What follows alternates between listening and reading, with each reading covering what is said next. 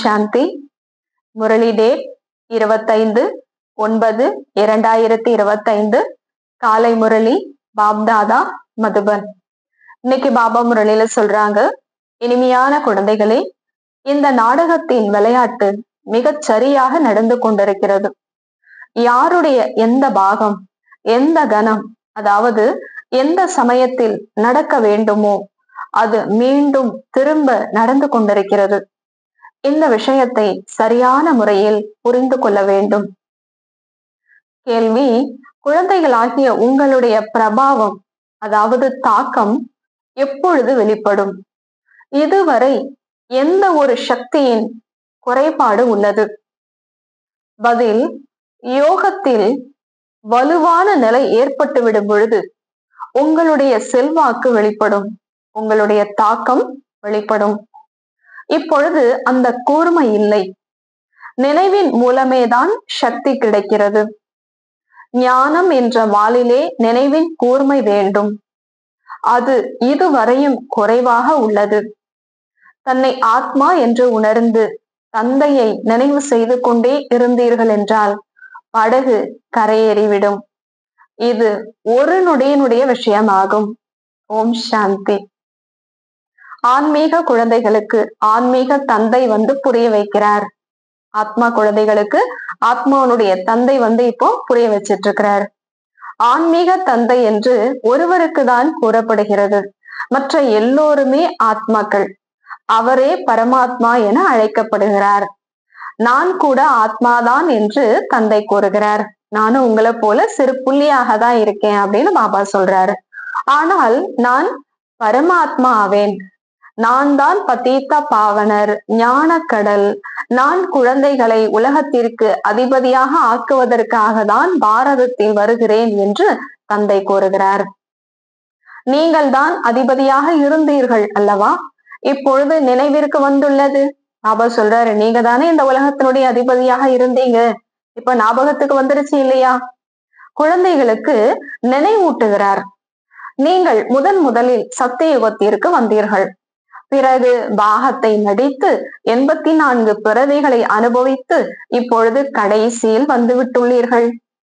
நீங்கள் உங்களை ஆத்மா என்று உணருங்கள். ஆத்மா அழிவற்றது, சரீரம் அழியக்கூடியதாகும். ஆத்மாதான் தேகத்தில் இருந்து ஆத்மாக்களுடன் பேசுகிறது. இப்ப நான் ஆத்மா இந்த உடல்ல இருந்து என் முன்னாடி இருக்கக்கூடிய ஆத்மா கிட்ட நான் பேசிட்டு இருக்கேன் அப்படிங்கிற பயிற்சியை செய்யுங்க. ஆத்ம உணர்வுடையவராக இருப்பதில்லை என்றால் நிச்சயம் தேக அபிமானம் உள்ளது. நான் ஆத்ம உணர்வுடையவரா இல்லை அப்படின்னா கண்டிப்பா எனக்குள்ள என்ன இருக்கும்? தேகத்தினுடைய உணர்வுதான் இருக்கும். நான் ஆத்மா என்பதை எல்லோரும் மறந்து விட்டார்கள். பாவாத்மா, புண்ணியாத்மா, மகானாத்மா என்று கூறவும் செய்கிறார்கள். அவர்கள் பரமாத்மாவாக ஆக முடியாது. யாருமே தங்களை சிவன் என்று கூற முடியாது. ஷரீரங்களுக்கு சிவன் என்ற பெயர் நிறைய பேருக்கு உள்ளது. ஆத்மா ஷரீரத்தில் பிரவேசிக்கும் பொழுது பெயர் இடப்படுகிறது. ஏனெனில் ஷரீரத்தினால் தான் பாகம் ஏற்று நடிக்க வேண்டியுள்ளது. எனவே மனிதர்கள் பிறகு ஷரீர உணர்வில் வந்து விடுகிறார்கள். நடிக்க வந்தவர்கள் நடிப்பினுடைய அந்த ரோலுக்கே அடிமையாயிடுறாங்க. அந்த ரோலே தான் அப்படின்னு மாறிடுறாங்க. நான் இன்னார். இப்பொழுது ஆம், நான் ஆத்மா 84 பிறவிகளின் பாகம் நடித்தேன் என்று புரிந்துள்ளார்கள். இப்பொழுது நான் ஆத்மா என்று தெரிந்து கொண்டேன்.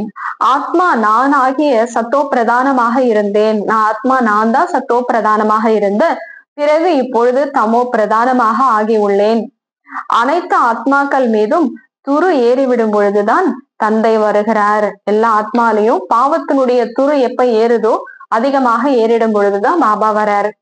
எப்படி தங்கத்தில் கலப்படம் ஆகிறதல்லவா, அது போல நீங்கள் முதலில் உண்மையான தங்கமாக இருந்தீர்கள். சத்தியுகத்துல நம்ம எல்லாருமே பியூர் கோல்டாக இருந்தோம். ஆத்மா சுத்தமானவங்களா இருந்தோம். பிறகு வெள்ளி, செம்பு மற்றும் இரும்பு ஆகியவை படிந்து இப்பொழுது முற்றிலும் கருப்பாக ஆகிவிட்டீர்கள். இந்த விஷயத்தை வேறு யாருமே புரிய வைக்க முடியாது. ஆத்மாவில் எதுவுமே ஒட்டாதது, அதாவது ஆத்மா நிர்லேப், எதுவுமே ஆத்மால பதியாது அப்படின்னு எல்லோருமே கூறிவிடுகிறார்கள். துரு எப்படி படுகிறது என்பதையும் தந்தை குழந்தைகளுக்கு புரிய வைத்துள்ளார். ஆத்மால எப்படி துரி எழுது அப்படிங்கறதையும் பாபா இப்ப நமக்கு புரிய வச்சுட்டாரு இல்லையா? சாஸ்திரங்கள்ல என்ன சொல்றாங்க, நீங்க என்ன வேணாலும் செய்யுங்க, ஆத்மால எதுவுமே பதியாது அப்படின்னு சொல்லிட்டாங்க. ஆனா பாபா ஆத்மாலதான் இந்த பாவத்தினுடைய துரு எப்படி ஏறுது அப்படிங்கறத புரிய வைக்கிறாரு. நான் வருவதே பாரதத்தில் தான் என்று தந்தை கூறுகிறார். முற்றிலுமே தமோ பிரதானமாக ஆகிவிடும் பொழுது வருகிறேன். மிகவுமே சரியான நேரத்தில் வருகிறார். எப்படி டிராமாவில் மிக சரியான விளையாட்டு நடக்கிறதல்லவா? எந்த பாகம் எந்த கணம், அதாவது எந்த சமயத்தில் நடிக்க வேண்டி இருக்கிறதோ அந்த நேரத்தில் மீண்டும் நடைபெறும். இதில் சிறிதளவு கூட வித்தியாசம் ஏற்பட முடியாது. 5000 ஆண்டுகளுக்கு முன்னாடி எந்த நேரத்துல எந்த நிகழ்வு நடந்ததோ அதேதான் இந்த கல்பத்திலையும் ஒரு செகண்ட் கூட வித்தியாசமே ஏற்படாதுங்கிறாரு. அந்த நேரத்துல அப்படியே அக்யூரேட்டா நடக்கும். இது எல்லைக்குட்பட்ட நாடகம். உலகத்துல அடிக்கிறாங்க இல்லையா, அது எல்லாமே எல்லைக்குட்பட்ட நாடகம். இது எல்லையில்லாத நாடகம். இவை அனைத்தும் மிகவுமே நுணுக்கமாக புரிந்து கொள்ள வேண்டிய விஷயங்கள் ஆகும். நீங்கள் எந்த பாகத்தை நடித்தீர்களோ அது நாடகப்படி என்று தந்தை கூறுகிறார். இது வரைக்கும் நம்ம என்னெல்லாம் நடிச்சு முடிச்சோமோ அது நாடகத்துல இருந்தது. உங்களுடைய பங்கை நீங்க செய்துட்டீங்க.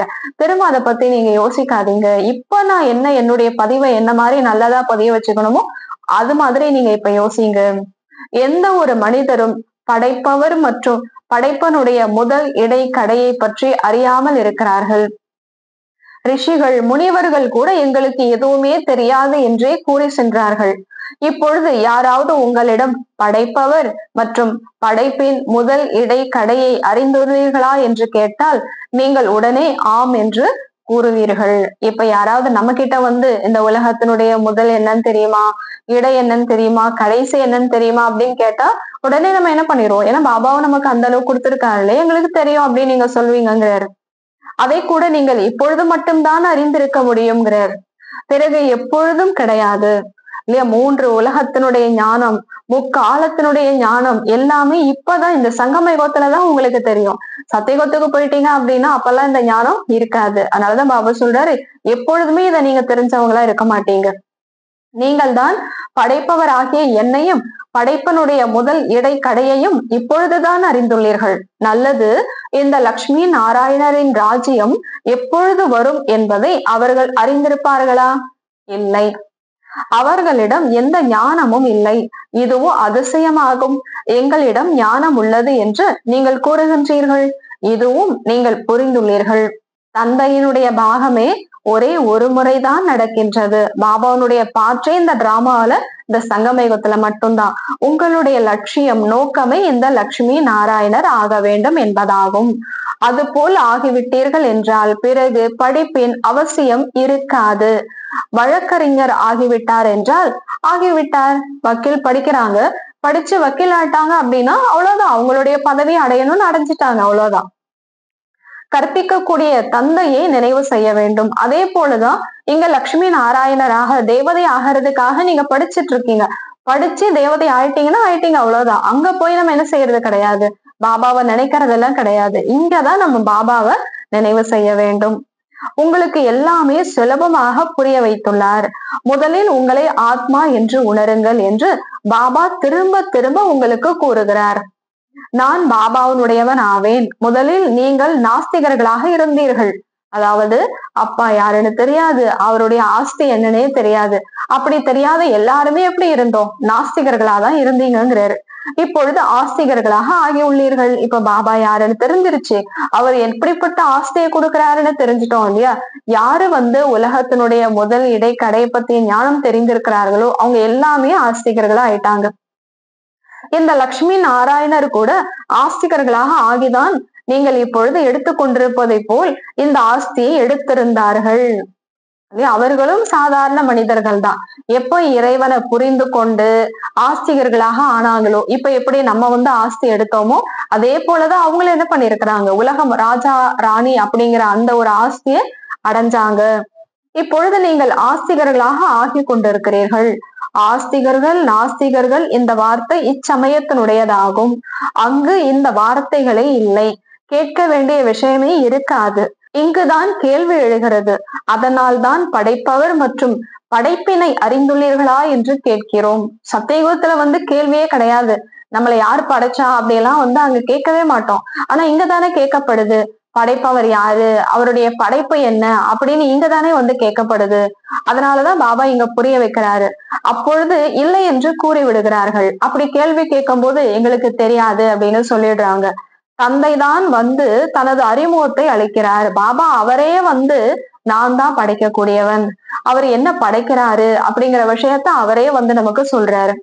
மேலும் படைப்பனுடைய முதல் இடை கடையை பற்றிய ரகசியத்தையும் புரிய வைக்கிறார். தந்தை எல்லையில்லாத எஜமானர், படைப்பவர் ஆவார். மற்ற தர்ம ஸ்தாபகர்கள் கூட இங்கு அவசியம் வருவார்கள் என்பது குழந்தைகளுக்கு புரிய வைக்கப்பட்டுள்ளது.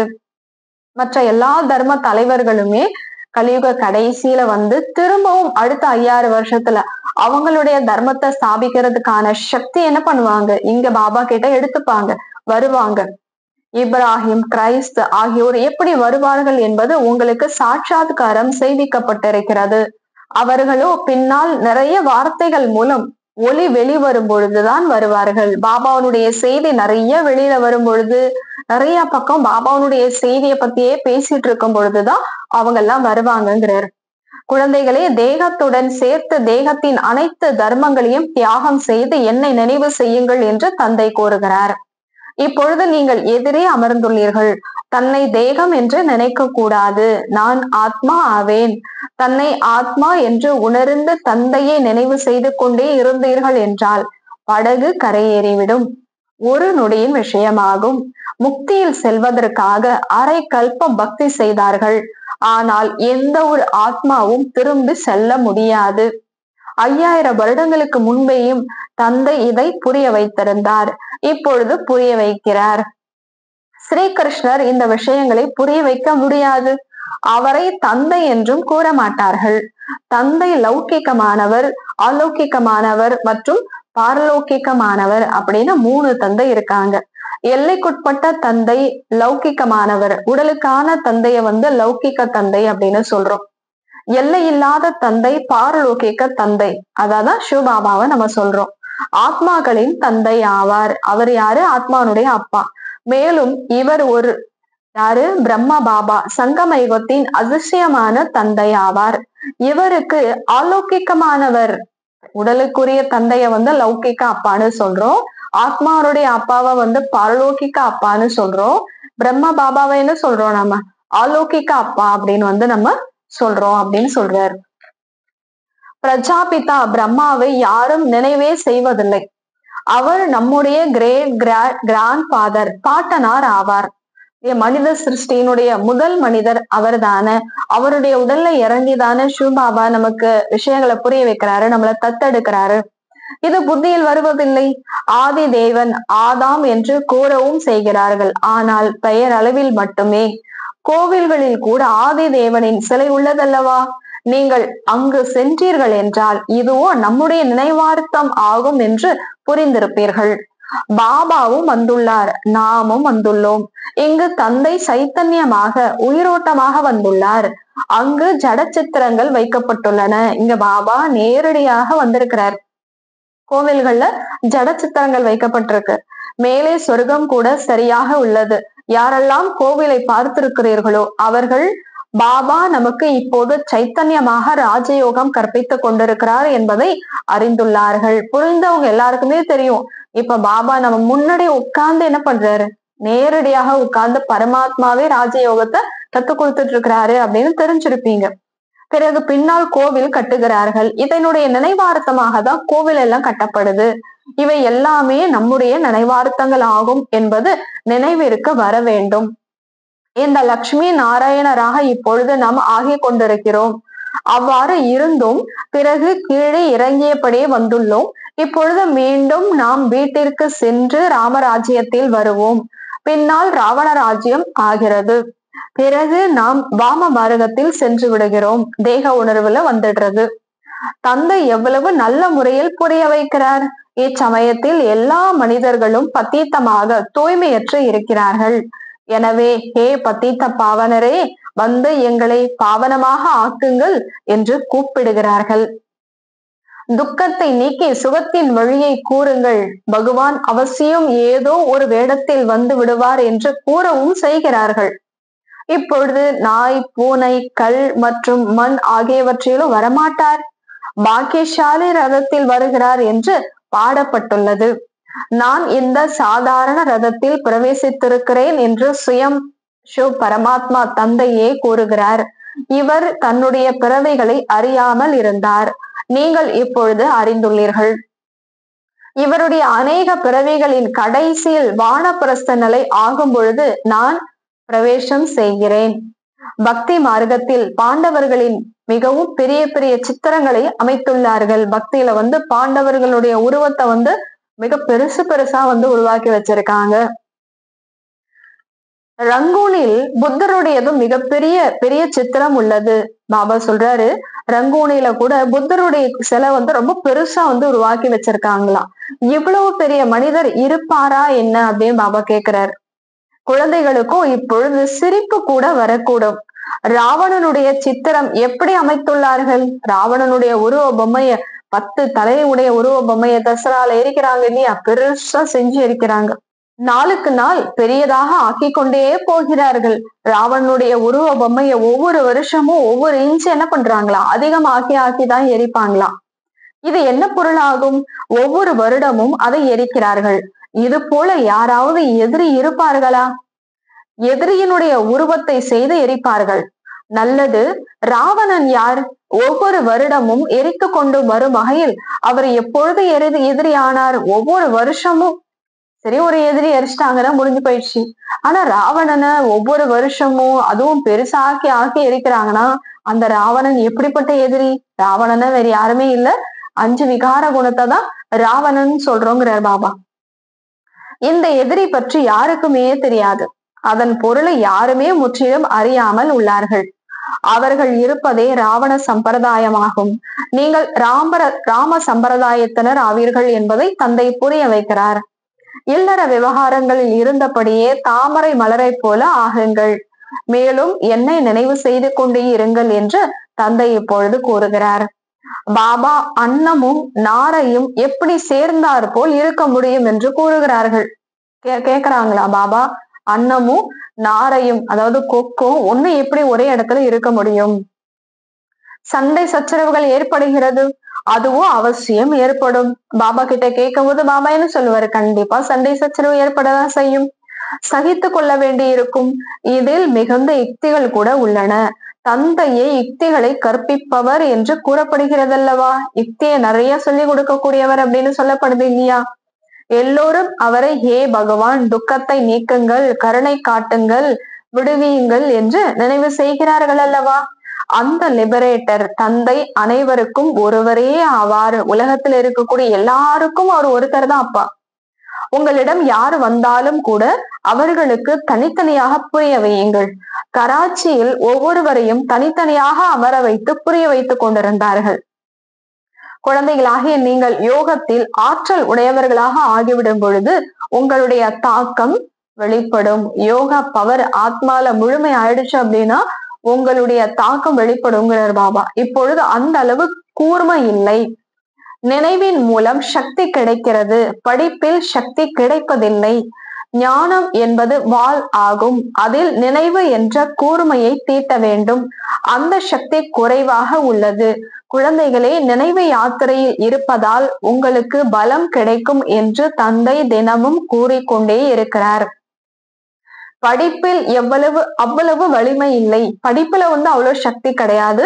நினைவின் மூலமாக நீங்கள் முழு உலகத்திற்கும் அதிபதி ஆகிவிடுகின்றீர்கள். நீங்கள் உங்களுக்காகவே தான் எல்லாமே செய்கின்றீர்கள். நம்ம பாபாவை நினைச்சா நம்ம ஆத்மாதான் சக்திசாலியா மாறுவோம். நிறைய பேர் வந்தார்கள் மற்றும் சென்று விட்டார்கள். மாயை கூட மிகவும் துஷ்டன், கொடுமையானது. நிறைய பேர் வருவதில்லை. ஞானமும் மிகவும் நன்றாக உள்ளது என்று கூறுகிறார்கள். குஷியும் ஆகிறது. வெளியில் சென்ற உடனேயே முடிந்து போய்விடுகிறது. சிறிதளவு கூட நிலைக்க விடுவதில்லை. ஞானம் ரொம்ப நல்லா இருக்குது அப்படிலாம் சொல்றாங்க. ஆனா வெளியில போன உடனே என்ன ஆகுது? புத்தியில கொஞ்சம் கூட பதிய மாட்டேங்குதுங்கிறாரு. ஒரு சிலருக்கும் மிகுந்த குஷி ஏற்படுகிறது. ஓஹோ, இப்பொழுது பாபா வந்துள்ளார், நமது சுகதாமம் நாம் சென்று விடுவோம் அப்படின்னு ஒரு சிலருக்கு குஷியும் இருக்கு. இப்பொழுது முழுமையாக ராஜதானி எங்கே ஸ்தாபனை ஆகியுள்ளது என்று தந்தை கூறுகிறார். நீங்கள் இச்சமயத்தில் ஈஸ்வரிய குழந்தைகள் ஆவீர்கள், பிறகு தேவதைகளாக ஆவீர்கள். தரம் குறைந்து விட்டதல்லவா? அளவை கருவியில் புள்ளிகள் இருக்கும். எத்தனை புள்ளிகள் குறைந்து விட்டது. நீங்கள் இப்பொழுது ஒரேடியாக உயர்ந்தவர ஆகிறீர்கள். இறங்கும் பொழுது நம்ம ஆத்மா என்ன ஆகும்? புள்ளி புள்ளியா கொஞ்சம் கொஞ்சமா பவர் குறையுது. ஆனா ஏறும் பொழுது என்ன பண்றோம்? ஒரேடியாக நம்ம மேல போறோம். பிறகு குறைந்து குறைந்து கீழே வந்து விடுகிறீர்கள். படியில் கீழே இறங்கவே வேண்டியுள்ளது. இப்பொழுது உங்களுடைய புத்தியின் ஏணிப்படியின் ஞானம் உள்ளது. நமக்கு ஏறும் கலை ஆகும் பொழுது அனைவருக்கும் நன்மை ஏற்படுகிறது. பிறகு மெல்ல மெல்ல இறங்கும் கலை உண்டாகிறது. ஆரம்பம் முதற்கொண்டு இந்த சக்கரத்தை நல்ல முறையில் புரிந்து கொள்ள வேண்டும். இந்த நேரத்தில் உங்களுக்கு முன்னேறும் கலை ஏற்படுகிறது. ஏனெனில் தந்தை கூடவே இருக்கிறார் அல்லவா? எந்த இறைவனை மனிதர்கள் சர்வவியாபி எங்கும் நிறைந்தவர் என்று கூறுகிறார்களோ அந்த பாபா இனிமேலும் இனிமையான குழந்தைகளே என்று கூறிக்கொண்டிருக்கிறார். மேலும் குழந்தைகள் பிறகு பாபா பாபா என்று கூறிக்கொண்டே இருக்கிறார்கள். பாபா நமக்கு கற்பிக்க வந்துள்ளார். ஆத்மா கற்றுக்கொள்கிறது. ஆத்மாதான் கர்மம் செய்கிறது. நான் ஆத்மா சாந்த சுரூபமானவன் ஆவேன். இந்த சரீரத்தின் மூலமாக கர்மம் செய்கிறேன். துக்கம் ஏற்படும் பொழுதுதான் அசாந்தி என்ற வார்த்தை கூறப்படுகிறது. மற்றபடி அமைதியோ நமது சுய தர்மம் ஆகும். நிறைய பேர் மன அமைதி வேண்டும் என்கிறார்கள். அட, ஆத்மாவோ சுயம் அமைதி ஸ்வரூபமாகும். அதனுடைய வீடே சாந்தி தாமம் ஆகும். நீங்கள் உங்களை மறந்து விட்டீர்கள். நீங்களோ சாந்தி தாமத்தில் இருப்பவர்கள். சாந்தி அங்குதான் கிடைக்கும். தற்காலத்தில் ஒரு குலம், ஒரு தர்மம் மற்றும் ஒரு மொழி வேண்டும் என்கிறார்கள். ஒரே குலம் வேணும், ஒரே ராஜ்யம் வேணும், ஒரே மொழி வேணும் அப்படின்னு சொல்றாங்க. இப்பொழுது அரசாங்கம் கூட ஒருவரே கடவுள் என்றும் எழுதுகிறது. பிறகு ஏன் சர்வவியாபி என்று கூறுகிறார்கள்? ஒருவரே கடவுள் என்பதை யாரும் ஏற்பதே இல்லை. எனவே இப்பொழுது நீங்கள் மீண்டும் எழுத வேண்டும். லக்ஷ்மி நாராயணரின் சித்திரத்தை அமைக்கிறீர்கள். அதில் மேலே எழுதுங்கள், சத்தியுகத்தில் இவர்களுடைய ராஜ்யம் இருக்கும் பொழுது ஒரு கடவுள், ஒரு தேவதா தர்மம் இருந்தது. ஆனால் மனிதர்கள் எதுவுமே புரிந்து கொள்வதில்லை. ஒரு கடவுளால ஒரு தேவதா தர்மத்தை உருவாக்கப்பட்டது அப்படின்னு சொல்லுங்க. ஆனா மனிதர்கள் எதையுமே புரிஞ்சுக்கிறது இல்ல, கவனம் கொடுப்பதில்லை. யார் நமது பிராமண குலத்தவராக இருப்பாரோ அவருடைய கவனம் செல்லும். வேறு யாரும் புரிந்து கொள்ள மாட்டார்கள். எனவே தனித்தனியாக அமர்த்துங்கள், பின் புரிய வையுங்கள் என்று பாபா கூறுகிறார். படிவத்தை பூர்த்தி செய்யுங்கள், அப்பொழுது தெரிய வரும். ஏனென்றால் ஒருவர் யாரோ ஒருவரை பின்பற்றுபவராக இருப்பார்கள், இன்னொருவர் மற்றவரை ஏற்றுக்கொள்பவராக இருப்பார்கள். பின் எல்லோருக்கும் எப்படி ஒன்றாக புரிய வைப்பது? அவர்கள் விஷயத்தை கூற முற்பட்டு விடுவார்கள். முதலில் எங்கு வந்திருக்கிறீர்கள் என்று கேட்க வேண்டும். BK என்ற பெயரை கேட்டிருக்கிறீர்களா? பிரஜாபிதா பிரம்மாவுடன் உங்களுக்கு என்ன சம்பந்தம் இருக்கிறது? எப்பொழுதாவது இந்த பெயரை கேள்விப்பட்டிருக்கிறீர்களா அப்படின்னு அவங்க கிட்ட நீங்க கேளுங்கிறார். நீங்கள் பிரஜாபிதா பிரம்மாவின் குழந்தைகளாக இல்லை, நாங்களோ நடைமுறையில் இருக்கிறோம். நீங்களும் கூட பிரஜாபிதா பிரம்மாவின் குழந்தைகள் தான். ஆனால் புரியாமல் இருக்கிறீர்கள். புரிய வைப்பதற்கு மிகுந்த யுக்தி வேண்டும். நல்லது. இனிமையிலும் இனிமையான காணாமல் போய் வெகு காலம் கழித்து கண்டெடுக்கப்பட்ட குழந்தைகளுக்கு தாய் தந்தை பாப் தாதாவின் அன்பு நினைவுகள் மற்றும் காலை வணக்கம். ஆன்மீக குழந்தைகளுக்கு ஆன்மீக தந்தையின் நமஸ்காரம். ஆன்மீக தந்தைக்கு ஆன்மீக குழந்தைகளின் நமஸ்காரம். நன்றி பாபா. தேங்க்ஸ் பாபா. தாரணைக்கான முக்கிய சாரம். நடைமுறை செய்வதற்காக முரளியிலிருந்து முக்கியமான 2 பாயிண்ட்ஸ். முதலாவது, கோவில்கள் ஆகியவற்றை பார்க்கும் பொழுது இவை அனைத்தும் நம்முடையதே நினைவார்த்தமாகும் என்பது நினைவில் இருக்க வேண்டும். இப்பொழுது நாம் இது போல லக்ஷ்மி நாராயணராக ஆகிக் கொண்டிருக்கிறோம். இரண்டாவது, இல்லற விவகாரங்களில் இருக்கும் பொழுதும் தாமரை மலர் போல் இருக்க வேண்டும். அன்னமும் கொக்கும் ஒன்றாக இருந்தீர்கள் என்றால் மிகுந்த யுக்தியுடன் நடக்க வேண்டும், சகித்துக் கொள்ளவும் வேண்டும். வரதானம், ஒற்றுமை மற்றும் திருப்தி என்ற சான்றிதழ்கள் மூலம் சேவையில் எப்பொழுதும் வெற்றி பெறுபவராக, வெற்றி சுலபமாக ஆகுக. ஒற்றுமை மற்றும் திருப்தி என்ற சர்டிபிகேட்டின் மூலம் சேவைகளில் எப்பொழுதும் வெற்றி பெறுபவராக ஆகுக. விளக்கம்: சேவைகளில் வெற்றி சுலபமாக ஆக வேண்டும் என்றால் 2 விஷயங்களை கவனத்தில் கொள்ள வேண்டும். ஒன்று, சமஸ்காரங்களை இணைக்கும் ஒற்றுமை. மற்றொன்று, நீங்களும் எப்பொழுதும் திருப்தியாக இருங்கள், மற்றவர்களையும் திருப்திப்படுத்துங்கள். எப்பொழுதும் ஒருவருக்கொருவர் அன்புடனும் உயர்ந்த மனப்பான்மையுடனும் தொடர்பில் வந்தால் இந்த 2 சர்டிபிகேட்டும் கிடைத்துவிடும். ஒற்றுமை மற்றும் திருப்தி என்ற சர்டிபிகேட். அப்பொழுது உங்கள் நடைமுறை வாழ்க்கை தந்தையின் முகத்தை வெளிப்படுத்தக்கூடிய கண்ணாடியாக ஆகிவிடும். அந்த கண்ணாடியில் தந்தை எப்படி இருக்கிறாரோ அப்படியே தெரிவார். ஸ்லோகன்: ஆத்ம நிலையில் நிலைத்திருந்து அநேக ஆத்மாக்களுக்கு ஜீவதானம், அதாவது உயிர் தானம் கொடுத்தால் ஆசீர்வாதங்கள் கிடைக்கும். ஆத்ம நிலையில் நிலைத்திருந்து அநேக ஆத்மாக்களுக்கு நீங்க ஒரு ஆத்மா அப்படிங்கிற அந்த விஷயத்தை நீங்க கொடுத்தீங்க அப்படின்னா எல்லாருடைய ஆசீர்வாதமும் உங்களுக்கு கிடைக்கும் அப்படிங்கிறார் பாபா. நல்லது. ஓம் சாந்தி.